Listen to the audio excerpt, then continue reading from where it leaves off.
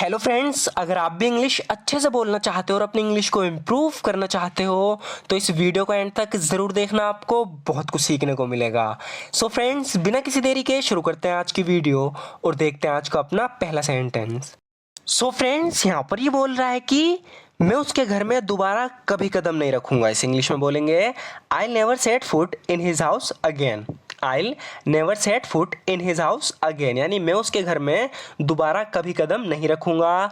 I never set foot in his house again. उसने मेरी सबके सामने बेइज्जती की थी। इस इंग्लिश में बोलेंगे he humiliated me in front of everyone. He humiliated me in front of everyone, यानी उसने मेरी सबके सामने बेइज्जती की थी। सो फ्रेंड्स, यहाँ एक छोटी सी टाइपिंग मिस्टेक हो गई है। यहाँ ह्यूमिलेटेड की जगह ह्यूमिलेट्स लिखा गया है, तो ध्यान रखना ये ह्यूमिलेटेड है। He humiliated me in front of everyone, उसने मेरी सबके सामने बेइज्जती की थी। हर कोई मुझ पर हंस रहा था। Everyone was laughing at me. Everyone was laughing at me, यानी हर कोई मुझ पर हंस रहा था। Everyone was laughing at me. मेरा इतना अपमान यानी इतनी बेइज्जती पहले कभी नहीं हुई। I have never been so humiliated before. I have never been so humiliated before, यानी मेरा इतना अपमान, इतनी बेइज्जती पहले कभी नहीं हुई। I have never been so humiliated before. उसने मेरे साथ जो किया उसके लिए मैं उसे कभी माफ़ नहीं करूँगा। इस इंग्लिश में बोलेंगे I will never forgive him for what he did to me. I will never forgive him for what he did to me, यानी उसने मेरे साथ जो किया उसके लिए मैं उसे कभी माफ़ नहीं करूँगा।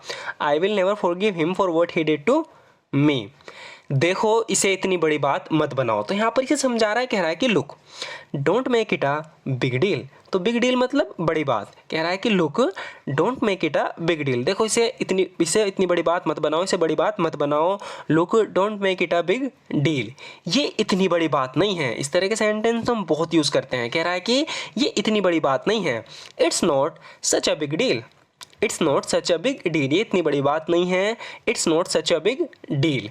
मेरी उससे अभी अभी बात हुई है। कह रहा है कि I just had a talk with him. I just had a talk with him, यानी मेरी उससे अभी अभी बात हुई है। यहाँ जस्ट का जो यूज़ हुआ है वो अभी अभी के लिए हुआ है। I just had a talk with him, मेरी उससे अभी अभी बात हुई है। उसने जो किया उसके लिए वो वाकई शर्मिंदा है। He is truly ashamed for what he has done. He is truly ashamed for what he has done. कह रहा है कि उसने जो किया उसके लिए वो वाकई शर्मिंदा है। He is truly ashamed for what he has done. उसकी बातों में मत आओ। यहाँ पर इससे कह रहा है कि don't go by what he says. तो जब भी हम किसी से इस तरीके से कहना कि उसके बहकावे में मत आओ, उसकी बातों में मत आओ, तो उसके लिए हम गो बाय का यूज़ कर सकते हैं। Don't go by what he says, यानी उसकी बातों में मत आओ। Don't go by what he says. वो अपने किए पर शर्मिंदा नहीं है। He isn't ashamed of what he did. He isn't ashamed of what he did, यानी वो अपने किए पर शर्मिंदा नहीं है। He isn't ashamed of what he did. वो सिर्फ अच्छा होने का दिखावा कर रहा है। He just pretending to be good. He is just pretending to be good. वो सिर्फ अच्छा होने का दिखावा कर रहा है। He just pretending to be good. कल मैं 2 बार तुम्हारे घर गई थी। यहाँ पर ये किसी से बता रही, कह रही कि yesterday I went to your house twice. Yesterday I went to your house twice, यानी कल मैं 2 बार तुम्हारे घर गई थी। Yesterday I went to your house twice, और हर बार तुम्हारे दोस्तों ने दरवाज़ा खोला। कह रही है कि and every time your friends opened the door. And every time your friends opened the door, और हर बार तुम्हारे दोस्तों ने दरवाज़ा खोला। And every time your friends open the door. मुझे पता नहीं क्यों लेकिन उन्होंने मुझे अंदर नहीं जाने दिया। कह रही कि I don't know why but they didn't let me in.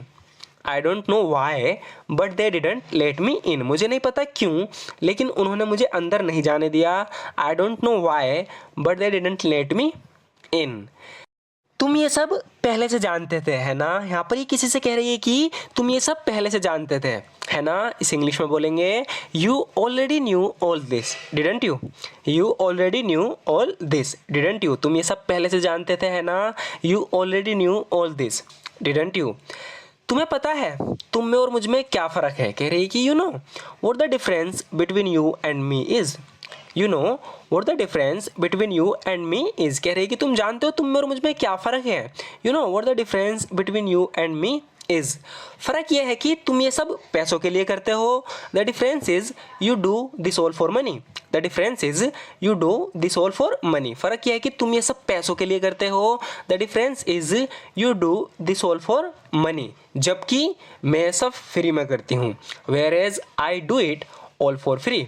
Where as I do it all for free, जबकि मैं सब फ्री में करती हूँ।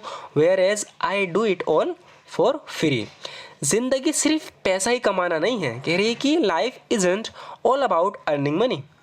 Life isn't all about earning money. जिंदगी सिर्फ पैसा ही कमाना नहीं है।